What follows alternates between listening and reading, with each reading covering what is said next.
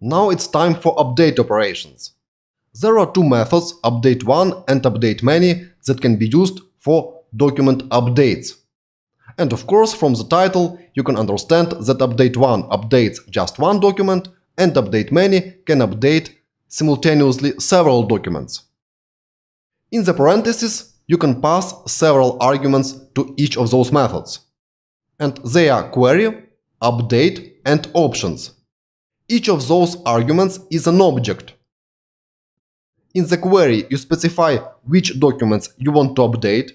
In the update, you specify what you want to update, which operations you want to perform, and here are options. And of course, those two methods are collection methods.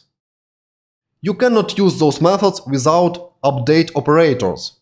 That's why next let's talk about update operators, and after that, of course, we will try update methods in action.